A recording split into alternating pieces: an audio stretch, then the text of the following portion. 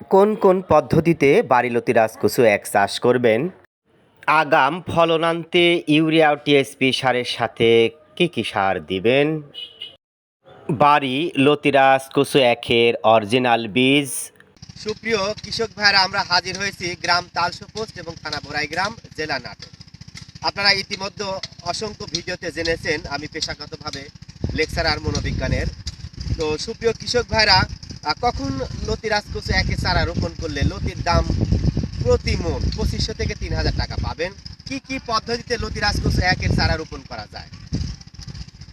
আপনারা কয়েকটা পদ্ধতিতে লতিরাজ কচু একের চারা রোপণ করতে পারবেন। পদ্ধতি এক, আপনারা শুকনো জমিতে লতিরাজ কচু একের চারা রোপণ করতে পারবেন।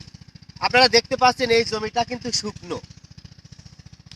আমরা বিশেষ করে ধান কাটার পর কয়েকটা চাষ দিয়েছি শুকনোতে, তারপরে শুকিয়ে নিয়ে আজকেই কিন্তু জমিতে আপনারা দেখতে পাচ্ছেন পানি দেওয়া হচ্ছে, অতঃপর জমিটা নরম হয়ে গেছে, আমরা কিন্তু চারা রোপণ করতেছি।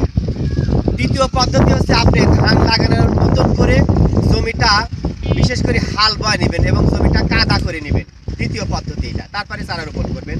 তৃতীয় পদ্ধতি হলো জমিটা যদি আপনার নরম হয়ে থাকে, অর্থাৎ ধান কাটার পর বা অন্য কোনো ফসল সংগ্রহের পর যদি জমিটা নরম থাকে এবং পানি থাকে বা পানি নাও থাকতে পারে, তাহলে ওই সিস্টেমে আপনি জমিটাতে লতিরাজ কচু একের চারা রোপণ করতে পারেন।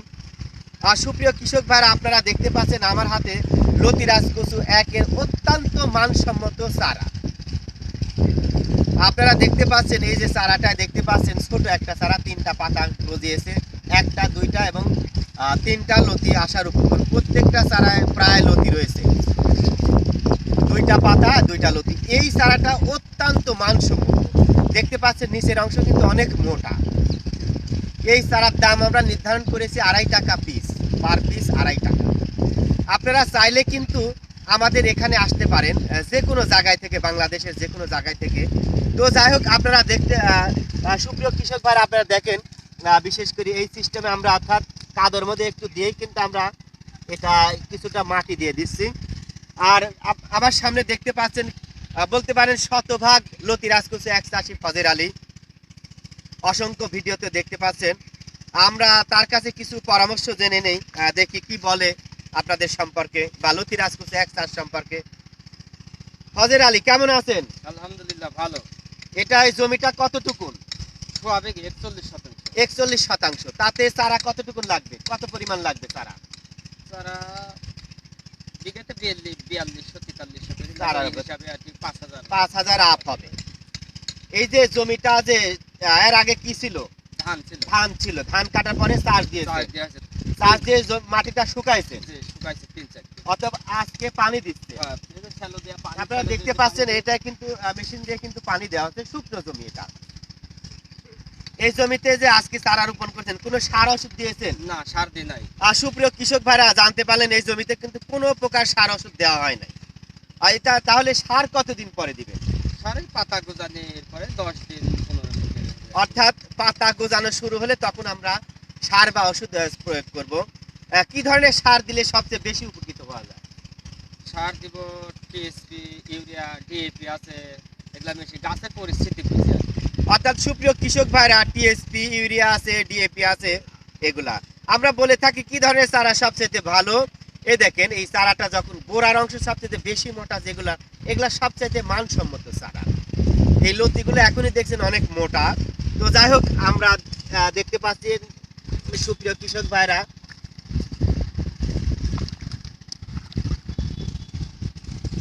এই চারার কিন্তু পাতা কাটা হয়েছে, এই চারাগুলো কিন্তু পাতা কাটা হয়েছে। তো দেখতে পাচ্ছেন আমরা কিন্তু শুকনো জমিতে কিন্তু বিশেষ করে চারা রোপণ করছি। সুপ্রিয় কৃষক ভাইরা, দেখতে পাচ্ছেন এই চিহ্ন থেকে, অর্থাৎ প্রত্যেকটা জায়গায় কিন্তু একটি করে চিহ্ন রয়েছে। এই চিহ্ন থেকে এই চিহ্ন দূরত্ব কিন্তু 1 হাত এবং মাঝে আমরা চলাচলের জন্য দেব 1.5 হাত। এই হিসাবে কিন্তু আপনি 33% 1 বিঘা ধরে 4300 থেকে 4500 চারা লাগে। এবং আমরা যাই হোক কৃষক ভাই, আপনারা দেখতে পাচ্ছেন অত্যন্ত মানসম্মত লতিরাজ কচু একের চারা আপনারা দেখতে পাচ্ছেন। এই চারাগুলো পেতে হলে অবশ্যই আমাদের সাথে যোগাযোগ করবেন। আমাদের ভিডিও স্ক্রিনে ফোন নাম্বার দেওয়া থাকবে। আর সুপ্রিয় কৃষক ভাইরা, আমাদের এই জাতটা কিন্তু সারা বছর চাষ করা যায় এবং ফলনে কিন্তু ব্যাপক হয়। আপনারা দেখতে পাচ্ছেন এটা কিন্তু শক্ত মাটি ছিল বা শুকনো মাটি ছিল। এই শুকনো মাটির মধ্যে আমরা কিন্তু চারা রোপণ করতে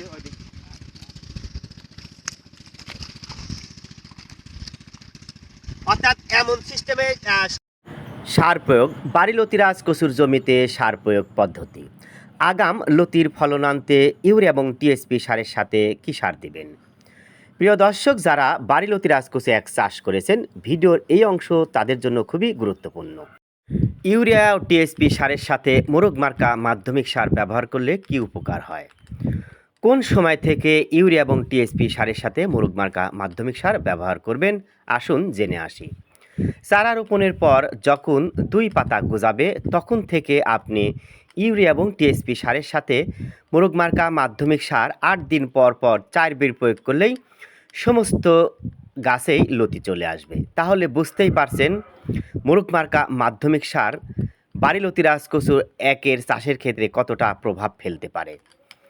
প্রিয় দর্শক, আপনি যদি ইউরিয়া এবং টিএসপি সারের সাথে মোরগ মার্কা মাধ্যমিক সার ব্যবহার করেন তাহলে চারা খুব দ্রুতগামী বৃদ্ধি পায়, গাছগুলো সুস্থ সবল থাকে, গাছের স্বাভাবিক বৃদ্ধি বজায় রাখা যায়, মাটির পিএইচের মান নিরপেক্ষ থাকে, লতির ফলন 25 থেকে 30% বৃদ্ধি পায়, লতি মোটা এবং লম্বা করে, লতির স্বাদ নিশ্চিত করে। প্রিয় দর্শক, যারা বাড়ি লতিরাজ কচু এক চাষ করেছেন অবশ্যই আপনারা ইউরিয়া এবং টিএসপি সারের সাথে মোরগ মার্কা মাধ্যমিক সার ব্যবহার করবেন। দেখতে পাচ্ছেন বাড়ি লতিরাজ কচু একের জমিতে সার প্রয়োগ করা হচ্ছে। সার প্রয়োগ করার পূর্বে অবশ্যই আগাছা পরিষ্কার করে নেবেন, অতঃপর জমিতে পানি ব্যবহার করবেন, তারপর আপনারা সার প্রয়োগ করবেন। প্রিয় দর্শক, বাড়ি লতিরাজ কচু এক চাষ ব্যাপক লাভজনক যদি আপনি সঠিক সময় সঠিক যত্ন নিতে পারেন। এজন্য কিন্তু বাড়ি লতিরাজ কচু এক চাষের প্রথম শর্ত হিসেবে কাজ করে বীজ। ভালো বীজ ভালো ফসল আপনারা সবাই জানেন।